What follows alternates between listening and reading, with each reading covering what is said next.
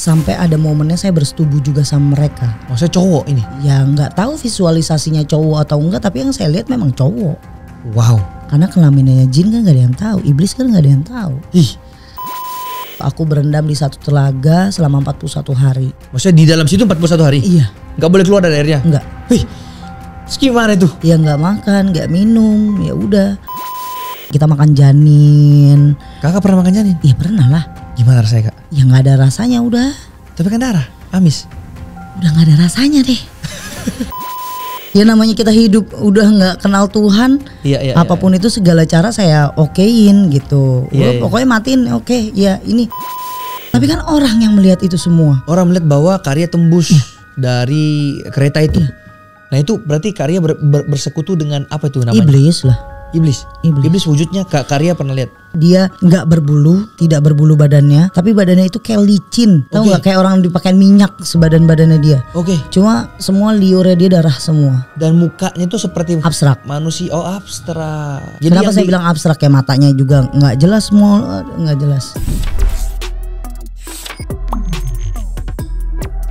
Halo Karya. Thank you. Udah datang ke sini di saat lagi panas-panasnya di luar ya.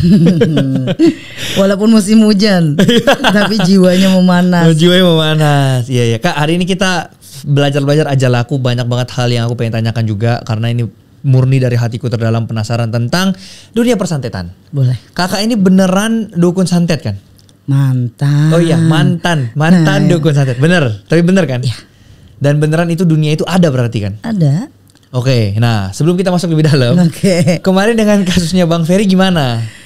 Kemarin ya sebenarnya sih salah bahasaku, salah pengertian. Jadi niat aku menyampaikan apa, ternyata kan banyak orang yang tidak mengerti juga apa yang aku maksud. Jadi aku nggak bisa semua orang itu harus mengerti apa yang aku mau gitu kan. Betul. Tapi sudah DM langsung. Dan udah clear masalahnya sekarang. Sudah clear, sudah. Ya udah yang lalu, tapi kalau netizen masih tetap. Oh padahal udah sesuai sama ininya kan, udah minta maaf juga di channelnya Bang Robi. Iya. Berarti udah clear semuanya sekarang. Cuman pada saat itu maksudnya memang bukan ke arah situ ya? Sebenarnya bukan menunjukkan kepada satu orang, ibaratnya ke Bang Ferry. Aku tuh tujuannya untuk netizen yang saat itu jujur aku nggak tahu kan dia lagi sayembara gitu kan, yang ngasih Alphard. Itu nggak tahu. Bang Robi yang nge-tag aku. Nah di situ jadi rame semuanya. Ada satu kata-kata yang bikin aku sakit hati lah. Dari si netizen ini. Terus aku menjelaskan karena di Malam Mencekam kan aku jadi narasumber tuh. Betul. Aku menjelaskan kalau udah tidak nyantet lagi, sudah tidak mau lagi untuk nyakitin orang kayak gitu. Tapi kalau misalnya itu halal dan diperbolehkan sama hukum, ya mendingan pakai tangan aku sendiri. Aku ngebunuh orang, bahasa gitu kan. Saat di situ memang ada ditujukan untuk netizen maksudnya buat ini. Cuma salahnya aku sebutin, ibaratnya ke mana orangnya gitu kan. Ke siapanya memang. Saya ngakuin di situ salah. Saya nggak minta maaf langsung. Saya udah kasih tahu Bang Samuel kan. DM-nya aku langsung ngakuin ke Bang Ferry. Minta maaf lahir batin dan beliau juga mau maafin saya. Jadi udah clear. Udah clear ya. Jadi jangan digoreng-goreng lagi nih ya teman-teman. Oke, tapi gorengnya nih Bang Samuel, asal Abang tahu ya. Kalau memang aku seorang yang membodohi masyarakat, seharusnya goreng aku dan netizen itu nyakitin akunya bukan kayak gitu, tapi ini lebih seringnya malah kayak bully aku, gendut lah. Oh iya itu terus mah cewek tolol, bego. Wah yang kata-katanya tuh kotor semua. Jadi malah aku ngelihat yang bodoh itu mereka. Iya. Aku juga sering banget kalau kena rasis juga sering banget. Balik imigran gitu katanya. Lah aku warga Indonesia, lahir di sini imigran. Mau kemana? Mau kemana kan? Ini negara aku kok. Kayak gitu ya. Jadi dimengerti sekali bahwa memang ya mau gimana warga IQ 78 kan negara kita. Jadi kadang kalau komen itu juga nggak ini. Tapi ya semoga kakak kuat lah ya. Karena kita di industri entertainment harus punya mental yang kuat memang. Itu akhirnya aku ngerti sekarang. Ternyata nggak semua orang harus menyukaiku. Betul. Nggak semua orang harus support saya. Betul. Tapi yang tidak support ini malah ngebuat saya jadi oh ya hijrah gue ternyata ada tantangan lagi nih, gitu. Iya, karena ya mau kita buat sepositif apapun konten, pasti ujung-ujungnya tetap ada yang nggak suka sama kita. Kita nggak bisa buat semua orang suka sama kita. Benar. Ya kalau udah pembenci kita mau kayak gimana pun akan benci. Iya, oke. Nah, kalau gitu kita masuk lagi. Aku masih penasaran, tapi kenapa beneran tidak ada yang bisa menyantet Bang Ferry kalau memang beneran santet itu ada, Kak? Gimana nih secara konsepnya? Gimana ya? Aku sudah pernah bilang sama beberapa podcast aku jadi narasumber. Satu orang yang nggak bisa disantet itu ada ciri-cirinya.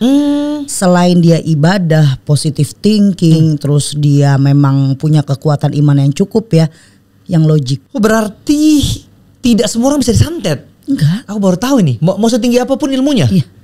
Ada beberapa kriteria yang memang nggak mungkin masuk nih santetnya. Betul.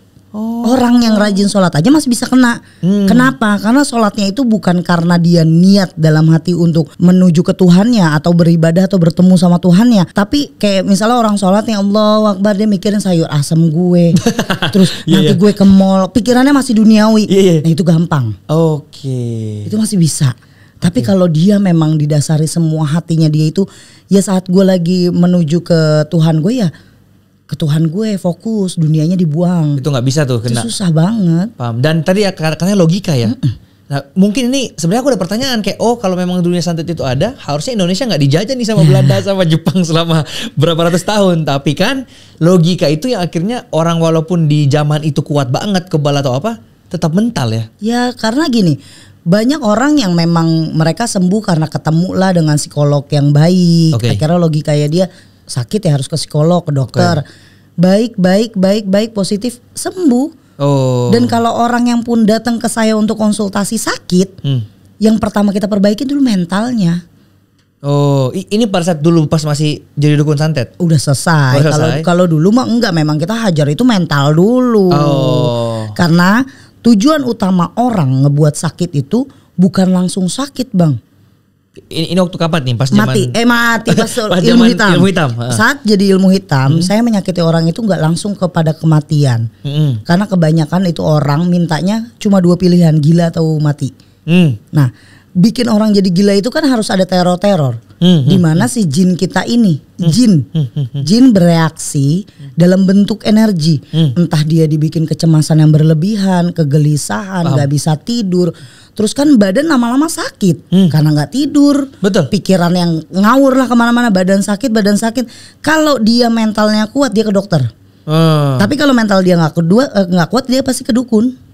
Ke spiritualis. Kalau ketemunya sama spiritualis yang benar, kalau enggak malah nambah parah sakitnya. Makanya di situ kena lah santetnya di situ. Nah, disitulah sakitnya. Mulailah ada gejala-gejala yang dia datengin ke dokter pun tidak ada nihil semuanya dari USG, ronsen, MRI gitu. Paham. Tapi pertama itu kita keluarinnya energi yang negatifnya itu buat masuk ke badan. Makanya kenapa logik, ibadah, terus pikiran yang positif itu harus jadi satu. Kalau enggak, gampang kenanya. Kalau semuanya masuk, dia misalnya logik juga ibadah bagus ini nggak akan mempan. Paham. Tapi yang kalau salah satu berkurang, nggak ada, 20% masih bisa masuk. Nah berarti santet itu kayak macam voodoo gitu ya. Jadi ada foto, kemudian bisa sampai muntah paku beneran kalau misalnya kita bilang dia nggak logika. Kalau mau sampai muntah paku sih nggak muntah paku, rambut banyak. Kalau muntah paku sih jarang saya nemuinnya. Karena kan ada yang bilang sampai muntah paku kan yang paling bersebar di dunia kan muntah paku kan. Benar. Muntah paku. Gimana? Darah dulu sih, muntahnya muntah darah tetap, tapi itu ada keluarnya gitu benda asing. Itu tapi kalau secara yang nggak bisa dilogikakan juga ya. Kalau kita logikakan rambut gimana keluar darah nggak bisa juga kan? Susah kalau untuk ilmu begini kita logikakan seperti gini. Kita muntah darah. Dari dokter nggak ada. Betul. Nggak ada sakitnya. Betul. Saya mau tanya, apakah itu hidayah atau kena santet? Coba logika mainin. Ini hidayah atau santet? Kalau memang hidayah apa? Kenapa? Gak bisa Bang. Betul. Jadi kita cuma debat aja gitu. Karena hidayah dengan kena santet, kalau orang mikir ya hidayah nanti lu dapat. Iya, hidayah kan gak kelihatan. Orang itu dapat hidayah berbeda-beda. Ada yang dapat hidayahnya bagus, ada yang hidayahnya sakit, ada yang dapat hidayahnya mati. Ada yang beda-beda hidayah dari Allah tuh, Tuhan tuh ngasih hidayah beda-beda. Terus kita pikirin hidayah itu hampir sama ya, ada penyakitnya. Nah ini hidayah apa santet nih? Iya betul. Nggak bisa masuk logika. Betul. Jadi saya menjelaskan ke orang itu kalau dulu, udah lu mintanya apa? Gampang. Kita selesain dulu, kita pakai ritual. Kalau ini nggak bisa saya bilang gila nih orang logikanya banget teh ini. Ya paling duit dia habis untuk ke dokter aja. Paham. Ngabisinnya itu, ngabisinnya. Karena kan orang logika susah. Iya. Ini yang membuat mungkin akhirnya di zaman sekarang, apalagi di kota-kota besar seperti Jakarta, Surabaya, itu kita hampir susah banget untuk menemukan adanya santet lagi. Gara-gara orang udah logika banget. Sedangkan di daerah-daerah, kayak misalnya di Madura gitu, mungkin orang masih sangat-sangat mempercayai. Jadi apa yang kita percaya itu masuk ke alam bawah sadar kita. Betul. Yang akhirnya lebih mudah untuk kita menyerang dalam seseorang itu. Contoh Bang Samuel, kayak kita misalnya percaya dengan tradisi yang namanya mandi di salah satu curug-curug, sumur-sumur gitu. Kalau kita punya logika yang memang logik banget. Betul. Ya gue mandi aja di rumah dapat aura kok positif. Betul. Tapi kalau orang mempunyai tradisi yang memang dia turun-temurun dia jalanin gitu. Ya dia anggap itu hubungannya ya sakral, terus apa enggak ya memang bisa mengeluarkan aura negatif. Orang kan beda-beda kepercayaannya. Betul. Nah, santet sendiri ini ada berapa jenis? Misalnya ada yang santet untuk menyakiti, tadi antara dua ya, gila atau mati kan. Nah, apakah ada yang kayak santet untuk membuat dia jatuh cinta? Kan ada kan? Ada. Buat jatuh cinta sama kita. Ada bisa nggak dijabarkan ada berapa banyak santet? Ya kan santet sendiri aja beda. Santet, teluh, guna-guna. Oh itu beda lagi ya? Beda. Oh iya oke. Beda. Tapi masuk ke ranah ilmu hitam. Oke. Santet untuk yang apa nih? Santet itu udah pasti yang bikin orang sakit tapi larinya ke kematian. Duh, tapi berarti kakak ini pada saat dulu mantan santet berarti? Iya. Berarti ya, kalau saya semuanya. Oh semuanya bisa? Semuanya ngambil. Oh. Serakah kayaknya. Kalau yang santet ini maksudnya waktu itu arahnya membunuh, berarti ada yang pernah korban Kak? Ada dulu jadi korban. Tuh, kalau kayak gitu gimana maksudnya secara hukumnya? Ya kalau dulu kan kita kan namanya nyantet kan nggak ada buktinya. Oh iya. Jadi kayak misalnya klienku yang datang, teh udah tewas, kenapa? Saya bilang kenapa? Sakit muntah-muntah darah, terus keluar dari vagina darahnya juga keluar, dibawa ke rumah sakit, padahal udah dicoba diangkat rahim ternyata langsung nggak ada gitu. Oh. Nah kan kalau saat itu ya mereka bilang saya berhasil. Tapi saya bukannya suatu kebanggaan bisa nyakitin orang karena saya nggak tahu tuh kapan dia matinya. Yang tahu klien saya yang datang. Oh. Paham nggak Bang Samuel? Cuma akhirnya sekarang setelah akhirnya udah bertobat, ada rasa penyesalan paling dalam. Tuh dalam dari sebelum saya viral seperti ini dari tahun 2017. Saya selalu menghakimi diri saya sendiri di setiap doa. Ya Allah, kalau memang cabut aja udah. Cabut aja, kayaknya saya gak berguna untuk selanjutnya hidup. Saking udah merasa bahwa saya ini pembunuh, saya apa gitu. Tuh semuanya saya nyakitin orang yang gak pernah saya kenal. Saya mengikuti hawa nafsu orang yang mau ibaratnya bersaing tidak sehat, menyakiti orang lain. Kan saya berarti support orang-orang itu. Ngakuin. Dan di salah satu stasiun TV saya bertemu dengan para ustadz kiai. Di situ kan temanya kayak ibadah gitulah, ceramah gitu. Saya pun di depan TV saya ngakuin, saya minta maaf kalau mungkin ada orang yang pernah saya sakitin dulu. Saya kan juga tidak hafal satu-satu dan lupa semuanya. Mungkin mereka masih sakit atau gimana, saya minta sama Allah tolong sembuhkan. Saya berharapnya saat saya tobat semuanya bisa selesai juga, sembuh juga gitu. Iya. Sangat-sangat bisa dirasakan sih kayak gitu kan. Nah cuman waktu itu berarti apa lagi selain tadi apa sakit? Santet apa? Santet terus teluh.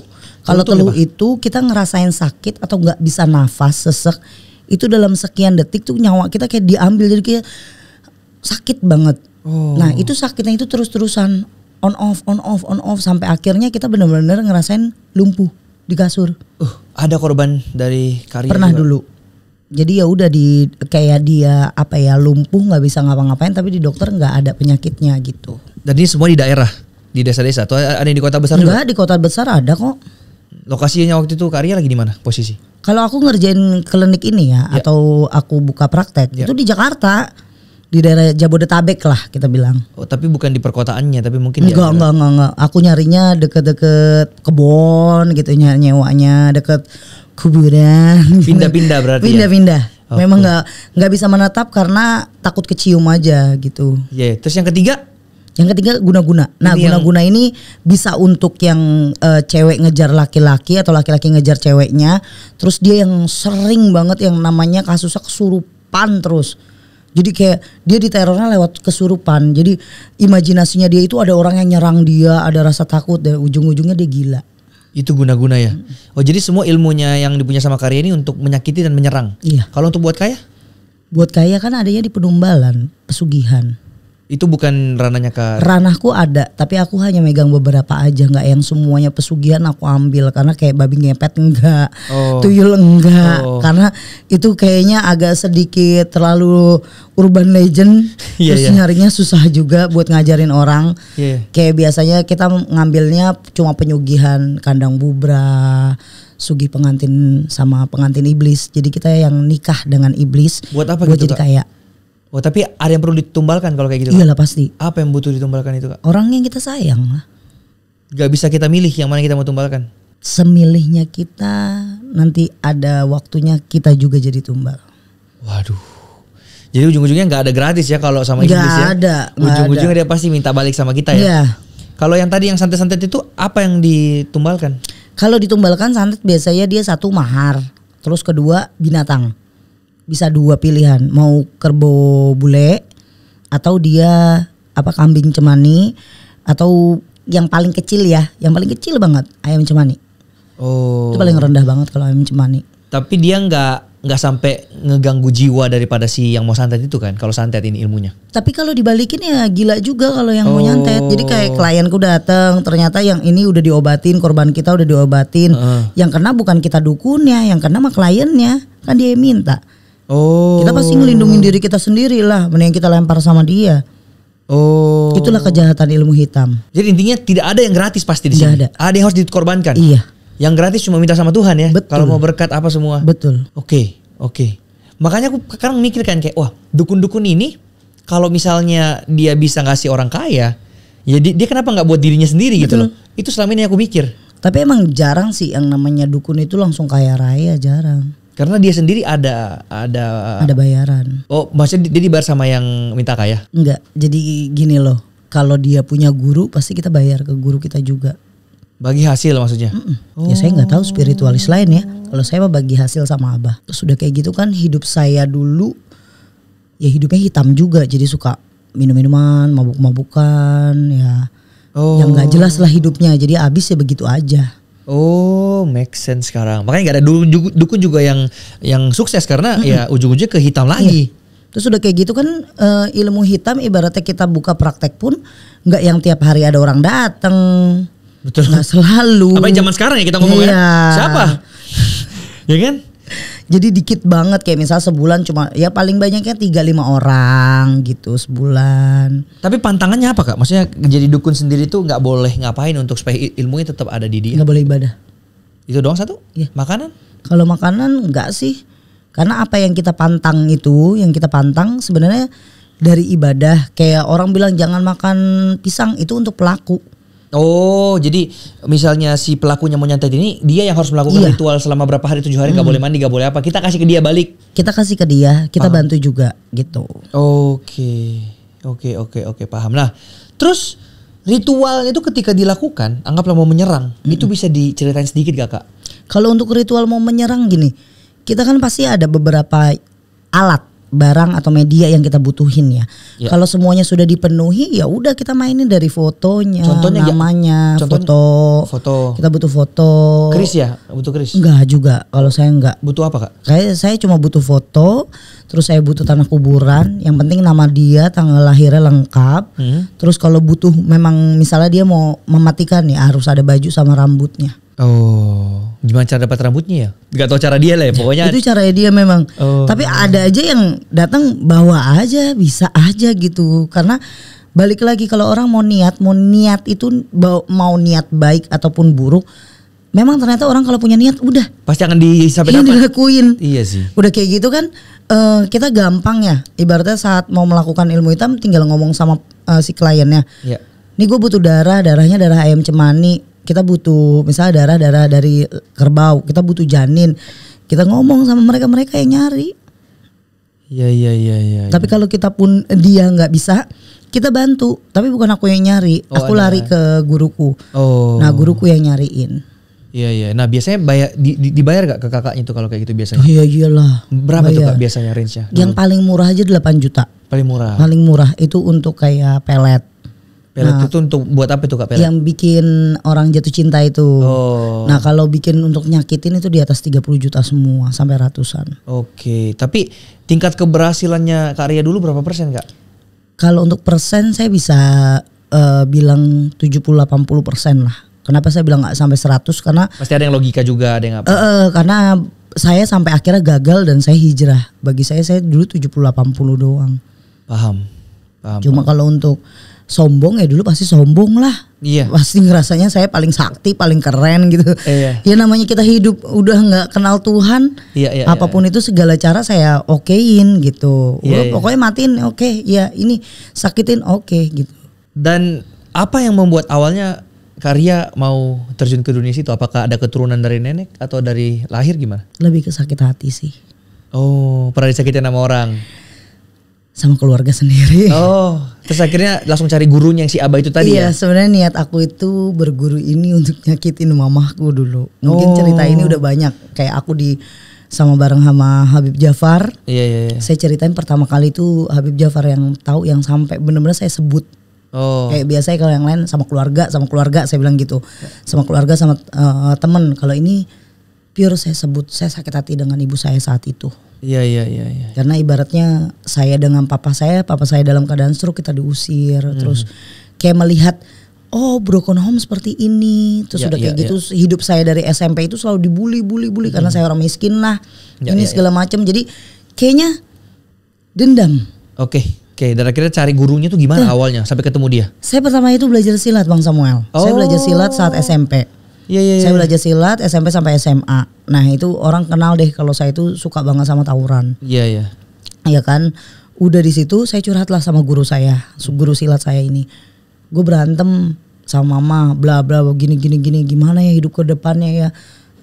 Belum kerja, belum ini, harus bawa papa gini ngobrol. Yuk ikut yuk ke tempat Abah, ada guru besarnya kita semua. Kan kamu saya mau ajak nggak pernah bisa karena sekolah kan. Karena kan saya baru lulus sekolah saat itu, pas cerita itu saya baru lulus, memang baru lulus SMA. Ya udah bisa lah ke sana.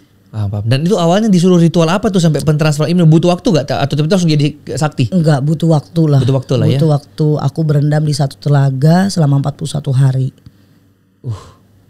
Maksudnya di dalam situ 41 hari? Iya. Gak boleh keluar dari airnya? Enggak. Terus gimana itu? Ya nggak makan, nggak minum, ya udah. Yang bikin saya juga ngerasa, kan sebenarnya di sana itu saya pernah ngomong di podcast, saya lelah, saya ngerasain kayaknya udah mulai, Tunggu. Udah nggak ada rasa nih. Bukannya orang kalau nggak minum berapa hari meninggal ya? Nah itulah goib. 41 hari nggak makan, nggak minum, hidup. Buktinya di sini ya kalau kalau mati ya udah. Tapi itu setiap di malam ganjil guru saya datang ngelemparin ada beberapa kembang. Sama tahu nyiram air. Jadi tuh kita kan nggak terlalu jauh ya dari depan depan tepi ke tempat saya berendam itu nggak terlalu jauh. Supaya bisa ditolongin kalau ada apa-apa. Iya. Karena 6 orang itu nggak berhasil. Sebelum saya itu senior saya nggak berhasil di malam 38, 39 nggak berhasil. Udah pingsan duluan. Jadi ditemuin udah pingsan, buru-buru digotong gitu. Kalau saya setiap malam ganjil, karena satu saya perempuan, kedua saya juga takut kalau ada apa-apa sama saya kan. Jadi saya minta sama Abah setiap malam ganjil diliatin, walaupun saya nggak tahu keberadaan Abah ada di mana nih. Pokoknya ditengokin. Nah, tapi setiap saya ngerasa lelah, ada Abah ngelemparin kembang, terus ada air, terus ada satu yang disiulin sama dia, kayak kayu gitu disiulin, ada ngeluarin bunyi siul, itu kayak di charge lagi. Wow. Dan apa yang dirasakan atau kan misalnya nih aku orang awam gak ngerti tentang ilmu disuruh berendam gitu, aku takut banget dong. Nanti ada ular kah, ada apa kah di hutan-hutan lagi kayak gitu kan. Ya memang kalau dibilang takut, kita rasanya tiap malam ya kaki kita kayak ada yang jalan, ada yang narik, ya penampakan semuanya ada. Karena satu ya ilusi dan halusinasi kita juga pun ada. Karena kan udah lapar. Bener. Terus ngantuk segala macam ada. Cuma itu kan satu tantangan yang harus kita lakuin. Makanya banyak petapa-petapa lebih milih di goa dibandingin di tempat yang terbuka, telaga seperti itu. Karena kan terlalu dingin. Kalau di goa lebih hangat. Tapi kakak gak sakit, bisa kuat 41 hari itu ya? Setelah naik saya pingsan. Ada seharian saya gak bisa bangun. Langsung dilarikan ke rumah sakit? Enggak juga, udah dirawat aja sama Abah. Jadi semenjak lewatin proses itu langsung ini nih, bisa nih, ada potensi? Iya, gitu. Seminggu kemudian tes dengan ada juniorku gitu, dia baru masuk. Kata Abah boleh tes ke dia, nanti saya yang sembuhin. Terus ya udah tes, tiba-tiba kakinya dia kayak gunduk gitu. koreng bisul-bisul. Kayak bisul di kaki, terus keluarlah tuh nanah sama belatungnya. Tadinya nggak apa-apa, sehat-sehat aja. Terus karena divonis udah berhasil, ya udah saya pulang ke rumah ke Jakarta. Nah tiba-tiba ada orang datang nemuin saya. Ya, awalnya ke tempat silat, akhirnya dikasih tahu alamat saya. Kan. Datang mau berobat ke saya, mau minta tolong sama saya, disuruh Abah gitu. Awalnya bilangnya begitu. Dari situ berkembang dari mulut ke mulut dan akhirnya menyebar. Iya. Wow, oke. Nah ini Karya pasti tahu pesulap merah kan? Tahu. Sebelum podcast pun ini dia sudah mengizinkan saya untuk menyebutkan namanya di sini dan dia memang titip sebuah pertanyaan juga kepada Karya. Jadi dia bilang gini, dia udah pernah berguru dan menanyakan mantan-mantan dukun santet juga. Dan katanya dukun santet itu yang dia tanyakan itu orangnya bilang bahwa dia benar-benar gak sakti. Jadi caranya untuk mereka mendapatkan duit adalah dukun santetnya itu bekerja sama dengan korban. Maksudnya gimana? Jadi misal gini, ada orang yang datang ke dukun santet itu. Oke, saya mau santet yang namanya Joy, bisa kayak gitu kan. Terus diminta Instagramnya Joy, nomornya Joy, mungkin nomornya Joy dan lain-lain gitu kan. Ini fotonya dan lain semuanya. Nah si dukunnya ini karena dia gak sakti, dia cuma pura-pura aja nih. Oh iya bayarannya anggaplah 15 juta gitu kan, bayarnya 15 juta kayak gini. Nah nanti begitu orang ini pulang, dia hubungin si Joy ini, si dukun santet ini dan bekerja sama dengan Joy. Tadi orang namanya ini datang mau suruh aku santet kamu nih. Kita kerja sama yuk. Oh iya. Aku kasih 3 juta ke kamu, nanti di tanggal ini, di jam ini, itu kamu upload seolah-olah kayak kamu itu muntah darah. Nanti ada pura-pura aja di tisu atau apa. Dan nanti kamu masukin di close friend. Jadi warnanya hijau. Close friendnya ini cuman buat si orang itu. Orang ini satu orang aja ini. Pasti kan mau si korban diajak kerja sama gitu kan. Dan itu yang dilakukan katanya sama temennya Bang Marcel ini. Oh berarti Bang Marcel ketemunya sama dukun yang emang dukun bego itu. Oh dukun salah. Dukun salah. Sebenarnya gini, konteksnya dukun itu, aku tuh nggak pernah mau nge-publish ini sampai sekian tahun. Nah aku punya temen namanya Prasojo Muhammad. Dia nyuruh lah, yuk podcast sih cerita lo yang itu. Nanti gue diomongin orang pada tahu, malu. Karena kan cuma teman-teman deket aja yang udah pada tahu. Iya. Sebelumnya pun gak ada yang tahu, keluargaku pun gak ada yang tahu. Pas udah mulai aku nikah, sudah mulai aku punya anak, itu teman-temanku baru pada tahu semuanya kalau aku udah berhenti begituan. Mereka tuh taunya aku masih ya main lah kalau misalnya ke tempat-tempat silat. Itu gara-gara Prasojo Muhammad ya aku ngomong cuma bahas gini, yuk kalau misalnya kalian ngerasa sakit, mendingan ibadah bla bla bla. Jadi nggak ada tujuan gue mau bongkar aib sebenarnya. Viral. Ya udah, akhirnya yang datang konsultasi pun orang-orang yang memang udah pernah ke dukun-dukun yang palsu. I see. Dan aku jaga hubungan aku sama ibaratnya orang yang datang ya, klienku yang datang ke rumahku itu sampai sekarang masih baik-baik aja. Jadi malah keluarga keduaku, sahabatku. Jadi kalau misalnya dia ketemunya sama orang yang kayak gitu ya kasihan banget. Ya begitu mah emang itu orang bego namanya. Gak bisa apa-apa gitu. Mungkin kalau ketemunya saya yang dulu saya gak akan pernah kelihatan jadi dukunnya. Karena sejatinya itu kalau emang dia orang yang dia sakti tersembunyi gak bakalan mau. Aku punya rumah 2. Yang satu itu kontrakan bareng sama papaku, sama mantan suamiku. Kan dulu aku pernah divorce ya. Ya itu teman-teman aku bisa main tuh ke situ. Oh, yang satunya nggak ketahuan? Nggak ada. Yang tahu itu cuma semua anak buahnya Abah. Nah kalau gitu berarti yang karena gini, aku pernah dengar juga dari Kak Mongol. Waktu itu dia pernah di podcastku. Dia bilang dulu waktu dia masih ada di sekte iblis, satanik, dia bisa tembus tembok. Iya. Tahun 1998 katanya waktu yang pas masa-masa itu dia kan dikejar sama orang tuh yang masa kerusuhan. Dia tembus tembok katanya. Nah itu memang bisa ada ilmu yang sampai menembus tembok gitu. Kadang gini ya, kita bermain sama goib itu yang bikin gak bisa masuk logika susah itu. Tapi ada. Tapi Karya tahu bahwa ada. Ada. Dan apa maksudnya hal yang paling aneh yang betul-betul gak bisa dilogikakan yang kalian lihat di depan mata sendiri? Ya contoh kayak aku mau ketabrak kereta saat itu. Emang gak tahu antara mujur sama enggak, tapi orang lain yang ngelihat. Kalau bagiku aku ada yang narik. Ya. Orang ngelihatnya aku ini kereta udah nembus aja. Aku mah ngerasanya enggak, aku padahal di pinggir sana. Tapi kan orang yang melihat itu semua. Orang melihat bahwa Karya tembus dari kereta itu. Padahal di sisinya Karya ada yang narik aja keluar. Kayaknya malaikat dan Tuhan. Itu udah hijrah ya. Makanya dibilangnya itu masih lo masih sakti gitu, padahal udah hijrah. Oh oke. Nah kalau Bang Mongol kan masih masih. Kalau pas masih malah aku tuh sukanya emang berantem. Jadi orang taunya setiap berantem sama aku besoknya udah nggak ada. Entah dia sakit, entah apa. Orang mikirnya cuma satu, paling habis digebugin sama Ria itu doang. Tapi kalau untuk kerjaan aku yang ini santet, gak ada yang tahu. Nah pada saat waktu itu menyantet, apa yang paling ekstrim yang pernah Kak Ria lakukan? Itu sampai mati. Tapi matinya dia dibuat gara-gara rahimnya itu yang tadi yang diceritain. Enggak, kalau itu kan beda lagi. Itu mah biasa aja, malah karena yang kita pikirin kan dia harus sakit dulu. Jadi itu dia memang bertahap. Supaya soft gitu kan gak ketahuan. Yang parah ya itu dia ngerasa perutnya mual, muntah darah terus. Terus dia jalan tiba-tiba kecelakaannya itu yang parah banget.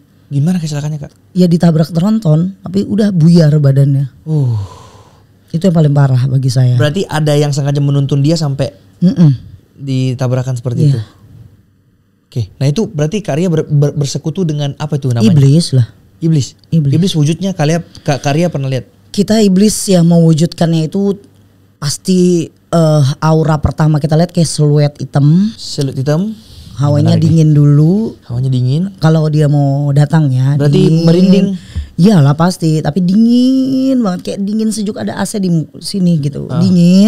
Dinginnya nggak bisa kita gambarin yang benar-benar kayak AC, tapi itu dingin banget nusuk ke badan. Terus sampai dia panas baru ada wujudnya. Dia nggak berbulu, tidak berbulu badannya, tapi badannya itu kayak licin. Tahu nggak, kayak orang dipakai minyak sebadan badannya dia. Cuma semua liurnya dia darah semua. Dan mukanya tuh seperti abstrak. Manusia, abstrak. Jadi kenapa saya bilang abstrak, kayak matanya juga nggak jelas, semua nggak jelas. Nah itu satu jenis hantu aja seperti itu atau semua jenis hantu sama aja modelnya gitu? Beda-beda. Jadi kuntilanak tuh beneran ada. Karena gini ya, sorry Kak. Kuntilanak lagi yang ditanyain, udah ngelihat? Belum, aku tuh belum pernah ngeliat hantu sama sekali, makanya aku nanya. Karena jadi aku pernah tinggal di Amerika 6 tahun.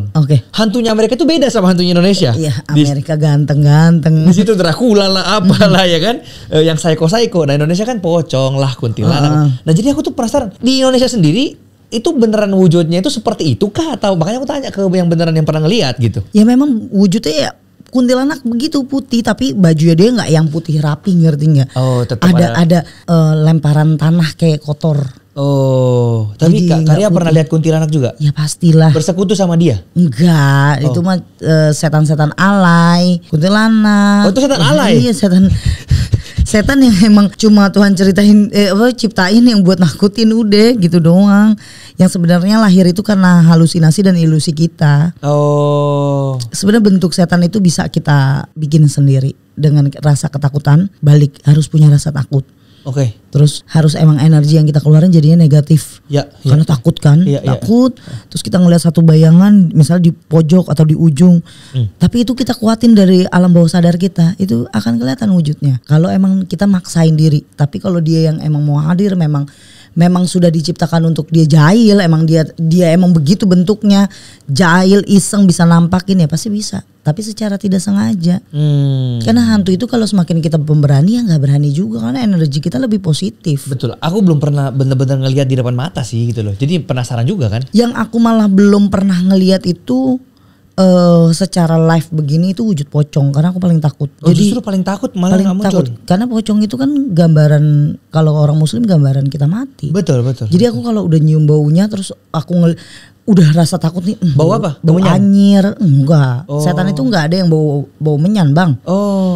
Dukun kali lewat bau menyan. Kalau hantu itu bau anyir, terus bau amis, bau busuk. Nah itu kalau udah ada bau-bau gitu, jangan pocong. Dalam hati saya juga udah ngomong takut banget, karena pernah sekali saya langsung ngelihat itu nge-freeze dengkul saya lemes, jadi-jadinya lemes. Lihat apa itu? Pocong. Karena badannya dia kan kayak gedebong pisang, kan gede banget tuh. Jadi dia cuma miring doang, tapi posisi mukanya dia itu pas ke kita, walaupun cuma miring doang kita lihat kayak dari samping, ngerti nggak? Kita ngeliatnya cuma dari samping doang, itu saya udah nggak berani. Maka yang paling saya takutin pocong. Jangan sampai di depan muka saya gini, belum pernah. Tapi pernah ada hantu yang di depan muka gini? Ya kebanyakan perempuan. Kayak abis dari penelusuran gitu kan. Kan di penelusuran itu secara live kita datang, setelah kita syuting, itu kan biasanya ketawa-tawa, bercanda gitu kan karena banyak Sama kru, tim, iya sama tim gitu kan, ketawa ini. Terus udah pulang nih. Entah apa saya bawa apa kek, apa dia ngikut atau apa, ada aja di mimpi tiba-tiba bangun ada di depan muka, cuma istighfar doang aja udah. Langsung hilang. Oh, jadi kalau orang misalnya kesurupan, apa yang harus dilakukan? Karena kan ini gini, balik lagi ya, Bang Master bisa menceritakan lebih dalam tentang apa sainsnya, kenapa secara ilmu ada orang yang bisa kesurupan dan lain sebagainya. Dia bilang sih karena di alam bawah sadar dia mempercayai apa, makanya ada kena kesurupan masalah. Tapi kalau kita ngomongnya secara goib nih, itu apa yang harus dilakukan untuk orang yang kesurupan? Kalau untuk orang yang kesurupan biasanya cari orang yang lebih berani sama setan. Itu udah pasti. Karena ada yang bilang taburin garam lah, ditarik kelingkingnya lah. Nyakitin orang itu, gampar sekali gitu ya. Iya, siram enggak. Ada yang gitu. Iya. Bukan ya? Bukan. Okay. Ya udah kita bacain doa aja. Oke. Kita bacain doa, kita tenangin karena sejatinya orang kesurupan itu masih sadar. Oke. Walaupun teriak-teriak di aing teh macan gitu sampai juga masih sadar. Saya penelusuran itu kan saya yang masuk untuk menceritakan gini. Kayak misalnya ini kan masuk ke dalam satu rumah lah, satu rumah lah. Kita masuk, tahu dong beritanya kalau misalnya ini rumah yang kita datengin udah sekian tahun gak ditinggalin. Terus angker kata orang-orang begini gini. Nah di situ kita nyambat namanya nyari yang bisa untuk menceritakan ke kita. Berarti cari mediumisasi, orang yang dimasukin. Bisa orang yang dimasukin atau kita mau narik diri kita sendiri. Masukin. Nah pas masukin itu ya alam bawah sadar kita lah yang narik. Biar cerita itu ada di telinga sama di pikiran kita baru kita sampaikan. Tapi kita sendiri sadar karena kalau gue nggak sadar siapa yang mau nyadarin gue di situ. Betul sih. Makanya kalau orang datang ke rumah boleh tanya timku. Kita sering banget dapetin yang kesurupan palsu. Dan itu sudah selesai saya bangun capek. Oh palsu? Aduh makanya kan kalau sering dipublish juga gue malas Bang Samuel nanti pembelaan apa nggak mau. Makanya sekarang di konten aku kan kalau dulu kan sama manajemen. Kalau sekarang di konten aku nggak ada yang pasien aku ibarat orang datang kesurupan aku tayangin nggak mau. Karena kebanyakan gini yang datang itu karena dia punya masalah hidup akhirnya dia kebawa. Nah itu sering timku keluar karena kan perempuannya. Kenapa? Ada masalah apa? Kenapa beban kamu tuh berat banget? Karena gini ya, orang datang ke tempat kita bisa ataupun enggak kita nyelesain masalahnya dia, setidaknya menerima cerita dia dengan baik dulu. Betul. Itu dulu. Gak mungkin orang datang saya patahin. Enggak, lu gak disantet. Lu mah karena banyak utang jadi pusing kan, gak mungkin juga. Dengerin aja dulu. Dengerin dulu cerita dia dengan baik. Kita pendengar yang baik dulu. Itu habis itu udah gak kesurupan lagi. Iya. Tapi kan antara saya sama dia dulu yang tahu. Betul. Justru kesurupan yang beneran itu ketika misalnya nih gak ada apa-apa. Ada orang misalnya ada orang Afrika yang tiba-tiba bisa bahasa Mandarin lancar. Itu pasti udah kesurupan tuh. Gak mungkin ada cerita orang Afrika bisa ngomong Mandarin lancar banget lagi. Misalnya kayak gitu kan. Iya, saya pernah itu di Jogja. Gimana tuh Jogja? Saya itu orang Sunda tapi saya gak bisa mengucap kata Sunda yang banyak. Karena saya udah lama tinggal di Jakarta kan. Tapi kalau orang ngomong Sunda saya hafal. Ngerti. Saya juga gak bisa bahasa-bahasa daerah lainnya. Saat itu kita ke Jogja, ke Klaten, terus saya penelusuran. Itu saya nggak bilang saya mau kemasukan atau kerasukan, enggak. Saya keluar dari satu pabrik, baru keluar pintu. Terus saya ngobrol sama kameramen saya. Wah parah lu, palanya pusing nih dalam gitu. Gak ada angin, gak ada hujan, saya pingsan. Udah. Itu saya nggak sadar sama sekali. Tapi suami saya, kakak saya, semua yang ada di situ, kru saya, tim saya bilang saya bahasa Jawanya cakep banget, halus banget. Itu udah nggak mungkin dong. Nah itu saya di situ nangis. Karena kenapa? Saya sama sekali baru kali ini nggak sadar sama sekali. Biasanya masih bisa saya yang keluarin sendiri. Atau saya gimana caranya dia nggak yang ngikut terlalu dalam gitu. Nah, ini baru kali itu saya nggak bisa. Ada rekaman videonya kakak? Ada lah di channel YouTube saya tayangin emang. Ada judulnya bisa orang nonton sekarang? Ada. Apa judulnya kak? Pabrik Gula Klaten. Itu ngomong bahasa Jawa? Bahasa Jawa. Para kakak bukan orang Jawa? Iya bukan lah, udah ketahuan teh Ria Sunda. Sunda bodong walaupun nggak bisa juga Sunda. Menarik. Aku penasaran deh, nanti coba ya. Itu bahasa Jawa, ngomong bahasa Jawa berdua sama timnya yang nganterin aku ke situ. Jadi aku punya kenalan udah kayak saudara lah, orang jeep gitu nganterin ke tempat itu. Dia ada anak buahnya, dia bisa ngomong bahasa Jawa. Akhirnya ngobrol sama aku. Oke. Terus katanya aku tuh pengen biar semuanya pada pulang gitu. Oke, paham. Nah, tingkatan-tingkatan iblis di dalam di dalam pas waktu kakak masih menjadi dukun santet itu ada kastanya gak? Kastanya paling besar ya iblis yang saya anut, yang saya ibaratnya separuh jiwa saya itu udah saya penuhin ke mereka, karena kan sampai ada momennya saya bersetubuh juga sama mereka. Maksudnya cowok ini? Ya nggak tahu visualisasinya cowok atau enggak, tapi yang saya lihat memang cowok. Wow. Karena kelaminannya jin kan gak ada yang tahu, iblis kan gak ada yang tahu. Ih, padahal tuh gak ada orang di situ sebenarnya. Gak ada, dan saya lagi menstruasi lagi. Tapi di bayangan saya, di penglihatan saya ya saya dengan laki-laki di kamar. Dan itu benar-benar kenikmatannya dapat juga. Dapat. Seperti biasa. Iya.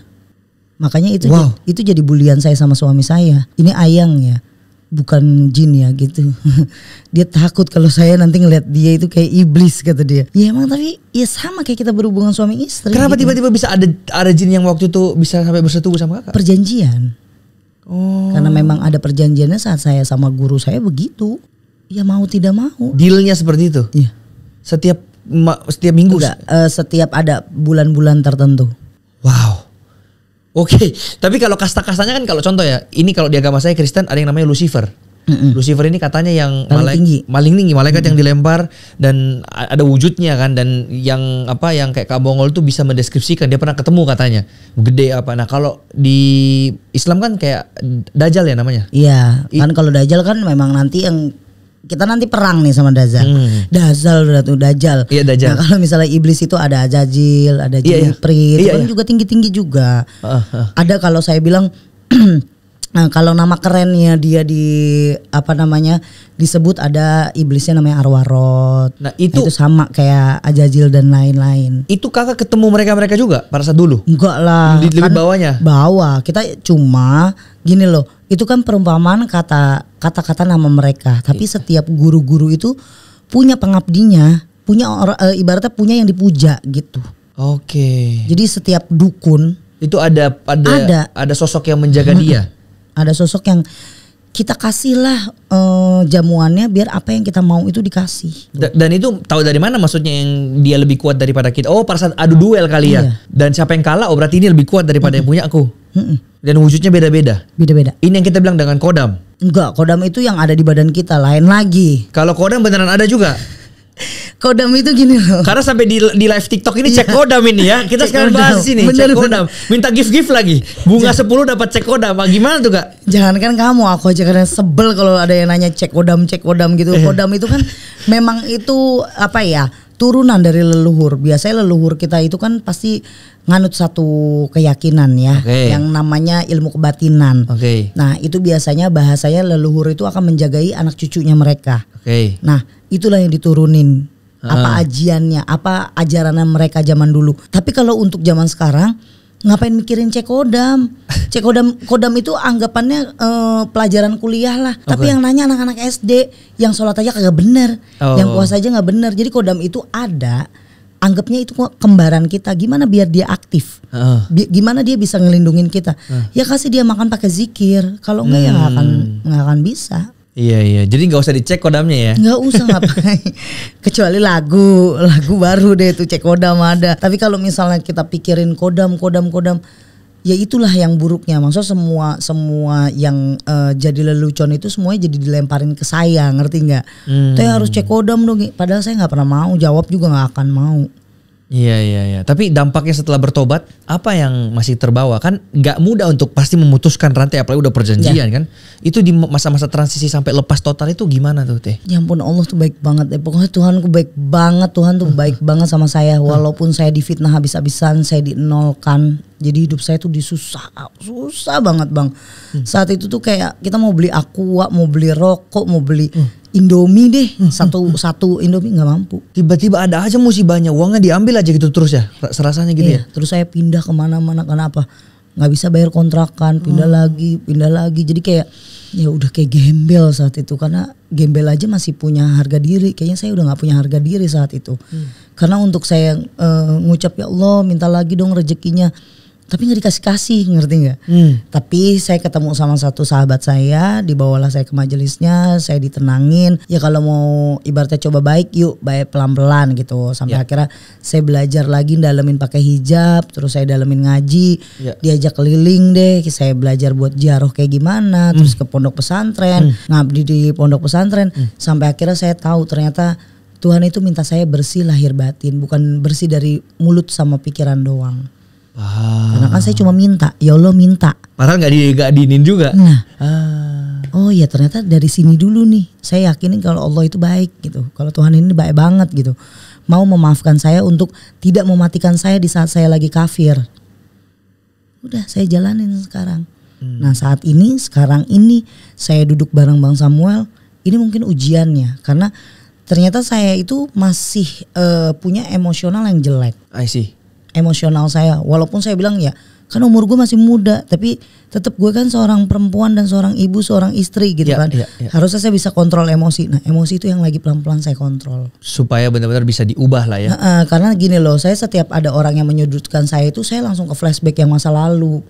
Kayak kan banyak banget yang ngebully. Nah kalau sekarang memang pembuliannya bukan bully orang yang ibaratnya bikin saya benar-benar tunjukin kalau saya itu emang gak pembodohan masyarakat. Saya itu tuh bukannya saya mau ngumbar kalau gue udah tobat terus jadi dukun lagi, enggak. Tapi orang-orang lain malah menyudutkan saya malah mikir gini, netizen ngata-ngatain gue berarti yang paling bodoh mereka. Iya. Gue gak bakal mau ngikutin lo gitu. Oke. Tapi sampai sekarang ada ke bawah gak kayak masih indigo-indigonya? Kan dulu sempet akrab banget sama mereka, ngeliat-ngeliat. Sampai sekarang masih sering ngeliat juga gak? Kalau untuk ngeliat bahas kita indigo di indra keenam ya, itu gak akan pernah saya buang, biarin aja. Oke. Jadi masih bisa merasakan? Masih bisa ngerasain. Kalau kayak gini-gini bisa melihat masa depan juga gak Kak? Enggak. Oh beda ya. Karena pernah aku undang di sini bisa melihat masa depan loh. Enggak. Oh beda. Karena gini, lebih baik kita baca itu masa lalu yang sudah pernah dijalanin. Tapi kalau masa depan gini, saat takdir Tuhan kita udah tahu nih. Nanti Bang Samuel ke depannya begini gini. Ternyata karena ramalan saya Bang Samuel mau berubah, mau ada niat berubah sama Tuhan takdirnya dirubah. Lebih bahaya. Oh, saya lah yang dipandang. Ya salah kan, nggak mau. Tapi kalau masa lalu bisa dilihat. Masih bisa melihat. Kakak bisa lihat masa lalu saya berarti? Oh, serem. Hah? Karena masalah kamu itu cuma pusingnya ya karena begitu-gitu aja yang hidup biasa. Beda sama orang yang datang masa lalunya dia memang rumit. Saya bacanya pun sambil ngobrol, ngerti gak Bang? Paham, digali. Ya buat pembahasan saya untuk perbincangan sama dia gitu. Karena orang-orang yang datang itu kan pasti punya masa lalu yang gak baik. Iya. Nah sama kan sefrekuensi rasanya sama kayak saya. Samanya gini, di saat orang ngerasain kena santet, orang itu pasti yang ngejudge dia, enggak sakit. Pikiran lo gini-gini kan langsung dihantam gitu. Sebenarnya orang-orang kayak gini jangan digituin. Emang kenapa? Rasanya kayak apa? Sini dibantuin, nih coba zikirnya kayak gini pelan-pelan. Gak bakalan sembuh. Makanya dia bakalan nyari terus dukun terus. Karena apa? Bukannya kita menyetujui dia sakit, tapi ajarin dia, ucapin. Nih lu gak kena santet. Nih lo begini-gini. Kalaupun kenanya sama si A, si B, si C gak usah dipikirin. Kan pasti dia ngomong, kayaknya saya kena deh sama si A nih tetangga saya. Soalnya saya habis berantem sama dia, saya sakit. Mau itu kena sama si A, si B, si C, udah dibiarin, yang penting sembuh. Sekarang mintanya yang lain. Minta sama Tuhan lu buat nyembuhin badan. Jadi ngerubah mindsetnya dia pelan-pelan. Itu gak bisa yang namanya, ya psikolog aja denger orang punya halusinasi dengerinnya baik. Bener. Masa kita nggak bisa dengerin dia baik? Yang penting saya nggak nyuruh dia mandi kembang, nggak nyuruh dia percaya pakai keris-kerisan, terus nggak percaya dia pakai yang namanya bertapa-bertapaan. Cuman kalau sampai sekarang masih ngelihat berarti kan? Masih, kalau nggak buta dong gini. Maksudnya melihat yang makhluk halus. Masih lah. Masih. Karena di tempat ini ada nggak Kak? Gak ada, tapi setiap tempat kalau yang kosong sudah 40 hari tidak ditempatin, itu udah otomatis energi yang negatif yang datang. Kalau saya lagi liburan 2 bulan terus pulang ke rumah saya gimana dong? Setan itu ada di orang-orangnya. Setan itu di hati mereka masing-masing. Dia akan ngelihat setan atau enggak. Ya diri kita ini setannya. Mau males, mau maling, mau ngantuk, mau bener, ya diri kita jadi setan. Oke. Kak, aku mungkin pertanyaan terakhir ya. Aku masih kurang percaya dengan misterinya Nyi Roro Kidul. Yang katanya kalau kita pakai baju hijau ke pantai apa? Selatan. Pantai Selatan itu beneran bisa hilang. Kakak percaya nggak dengan itu? Kalau saya kan orang Sunda ya. Iya. Kalau mau bahas percaya apa enggak ya percayalah. Oke. Percaya. Berarti kakak nggak berani pakai selendang gini sekarang ke Pantai Selatan? Berani, kan ini tetap selendang doang. Berani lah. Kenapa sih kalau misalnya orang itu nggak boleh pakai baju hijau? Iya, kata gitu kan? Karena kalau nanti tenggelam nggak kelihatan antara laut sama airnya laut, warnanya sama bajunya, itu kan mitos. Oh, jadi itu mitos kan? Mitos. Bukan berarti kita nggak boleh pakai baju hijau ke Pantai Selatan kan? Enggak, mitos itu. Oh iya. Sebenarnya ceritanya Nyi Roro Kidul juga bukan yang jadi jahat sebenarnya, dia enggak. Tapi kenapa pakai sampai orang beneran buatin film sampai benar seolah-olah dia itu sosok yang jahat banget kan? Sebenarnya Bu Ratu tuh nggak jahat. Sosok yang ibaratnya itu kan urban legend ya, cerita-cerita zaman dulu. Tapi sosoknya dia ada beneran nggak sih sebenarnya Kak? Visual nih. Iya. Ada.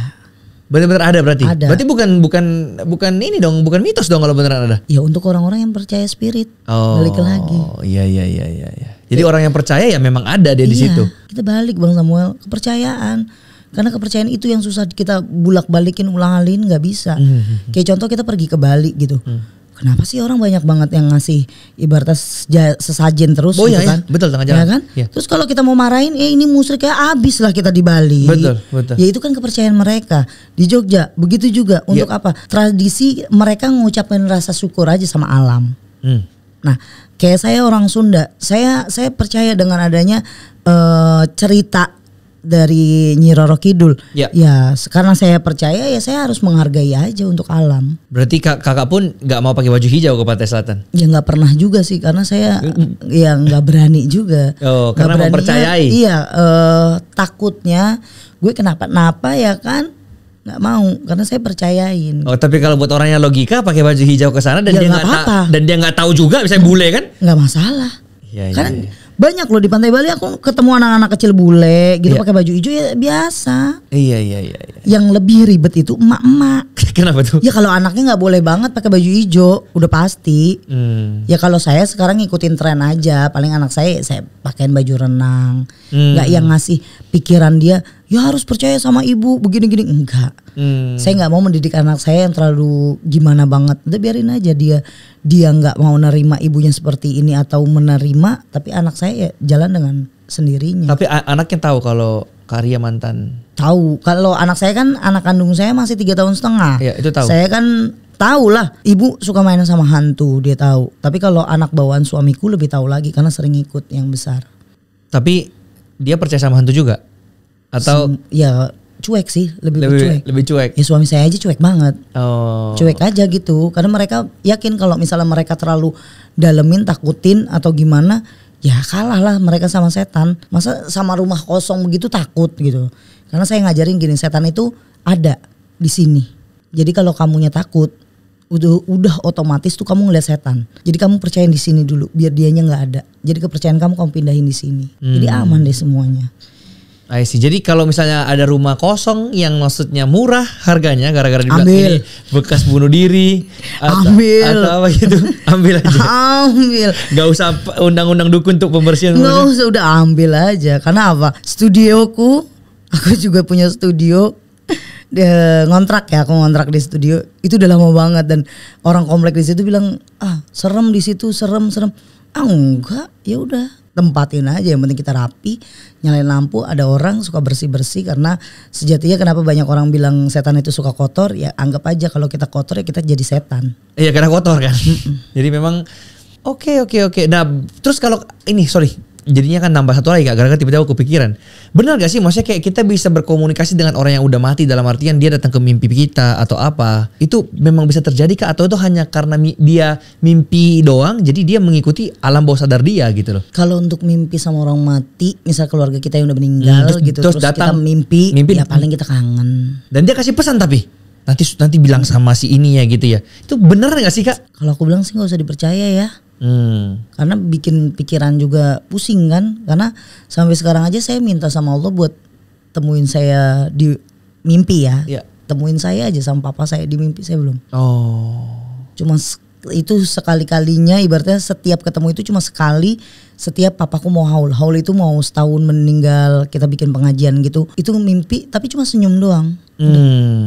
Mungkin karena kangen. Mungkin karena kangen juga kan. Tapi emang kalau dari dulu aku kalau orang meninggal terus ngucapin sesuatu gitu aku nggak pernah percayain. Iya. Karena balik lagi pasti orang meninggal udah ke alam barzah dan itu nanti dipakai lah sama setan, sama korin yang nanti menjelma yang sok-sok, nih nanti kemarin ibu mati karena dia, karena ini. Nah itulah rusaknya. Karena memang kan tugasnya setan untuk bikin ibadah kita hancur, bikin kita jadi buruk kayak itu. Dulu pun saya nggak pernah pakai begitu sih kalau nyakitin orang. Saat ilmu hitam saya nggak pakai gitu. Saya lebih real untuk horor aja. Ibaratnya dia biar kena teror, jadi kayak rumahnya ada meledakan, terus ada pasir, nggak yang dibawa ke mimpi bla bla, nggak. Tapi apa yang dukunnya korbankan untuk memanggil mereka? Atau hanya murni dari korban si yang mau minta bantuannya itu? Ya memang kalau aku murni. Terus kan kayak misalnya kita tahu update-annya kita berhasil atau enggak dari klien. Bukan minta tolong sama orang. Jadi dukunnya sendiri tuh cuma sebagai penengah aja yang gak butuh mengorbankan apa-apa buat si dukun kan? Paling kita bantuin ritual kalau udah kematian. Kayak kita makan janin. Kakak pernah makan janin? Iya pernah lah. Gimana rasanya kak? Ya gak ada rasanya udah. Tapi kan darah. Amis. Udah gak ada rasanya deh. Udah gimana ya? Ya kayak kita makan contoh kita makan sushi. Kalau orang nggak suka ya muntah-muntah. Kalau kita suka ya biasa aja. Padahal amis lah orang pada bilang bau. Ya udah kalau udah niat dan udah. Ya dimakan aja. Ya udah makan. Udah kayak gitu kan. Setengah jiwa kita aja udah jiwa setan. Udah nggak ada takutnya, udah nggak ada jijiknya. Iya tapi ngeri juga ya. Ya makanya saya meninggalkan hal itu. Kayaknya udah semuanya udah haram semuanya. Betul. Dan ya di posisi sekarang akhirnya kehidupannya diubahkan Tuhan berkali-kali lipat. Udah benar-benar diangkat Tuhan lebih tinggi lagi ya kan. Setelah meninggalkan yang lama. Bang Samuel, kalau saya bilang sama orang gak tahu deh orang percaya atau enggak. Tapi kalau orang-orang terdekat saya, inilah impact dari saya percaya kalau Tuhan itu baik. Ya. Tuhan kasih selalu rezeki kita berkah. Jadi saat 2019 saya benar-benar niat putusin buat saya kerja ngurusin papa udah lempeng banget. Itu 2017 ke 18 kan saya sibuk untuk pembersihan badan. Akhirnya di 2019 itu fokus ngurusin papaku kan. Sampai akhirnya Covid, papaku dikasih ke adik-adiknya papa. Aku kerja ini segala macam karena kan buat kebutuhan aku hidup. Itu yang lempeng-lempeng aja deh. Aku 2020 aku ketemu suamiku. Sekian tahun aku menikah sama mantan suamiku nggak pernah punya anak.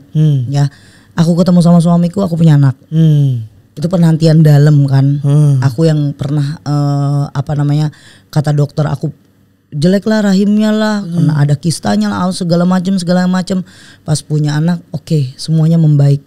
Keadaan ekonomi suamiku juga membaik. Anakku mau 1 tahun, yaitu aku podcast dengan temanku ternyata viral. Terus aku dikenal banyak orang. Saat itu aku bukan dikenal karena mantan dukun santetnya, tapi ada satu cara untuk menaklukkan santet dengan baca la ilaha illa anta subhanaka inni kuntu minaz zalimin. Gara-gara itu. Jadi banyak banget potongan-potongan, akhirnya aku diundang sampai aku punya manajemen. Jadi Tuhan benar-benar kasih aku box hadiah. Keren. Yang aku buka semuanya dan sekarang aku tahu ini aku mau ditegur. Karena kenapa mau tahu Bang? Di saat beberapa bulan yang lalu aku dapat ujian dari manajerku, taulah kasus manajer ya, udah nggak perlu diceritain nih. Dari manajerku, terus aku itu lagi daftar umroh. Dan aku yakin Tuhan itu lagi nguji aku karena itu. Aku daftar umrohnya di bulan Februari Maret ini. Aku malah diajak duluan sama salah satu klienku buat buktiin sama orang-orang itu kalau ibadah itu bukan karena kita dulunya buruk terus saya nggak bisa ibadah atau saya gimana. Ini klien saya itu kasih semangat saya. Dan itu datangnya tiba-tiba, katanya dia sedih ngelihat aku dihujat banyak orang gitu. Terus yaudah yuk umroh duluan. Terus aku masih mikirin kalau Desember kasihan anak-anakku kan, aku belum ada liburnya biar ya akhir tahun gitu kan. Aku minta di Januari. Iya. Aku juga pernah membiayai salah satu marbot masjid umroh. Itu. Aku juga berangkatkan dia karena itu bahagia banget tau Bang. Karena sumpah, Bang. Dia maksudnya kan udah mengabdi. Jadi dia juga berhak lah untuk umroh kayak gitu. Berkah ya Bang ya. Amin. Itu satu saat aku di WA gitu diajakin tanggal sekian bisa nggak kosongin, aku udah daftarin gini, tuh air mataku udah nggak berhenti karena kenapa? Aku lagi dihujat banyak orang, tapi aku dapat hadiah ini. Dapat benar-benar hadiah yang aku nggak butuh omongan orang, aku butuh ini. Berarti Tuhan manggil saat aku lagi punya ujian gitu. Keren. Berarti aku mau tutup dengan sesuatu yang kayak apapun masa lalumu, kita semua pasti manusia yang berdosa. Sampai hari ini pun kita juga berdosa. Betul. Tapi selama kita punya niat untuk kembali ke jalan Tuhan, pasti Tuhan bisa ubahkan kehidupan yang hancur menjadi kehidupan yang bahagia, yang menjadi berkat buat banyak orang, berkah, dan bisa memberikan dampak.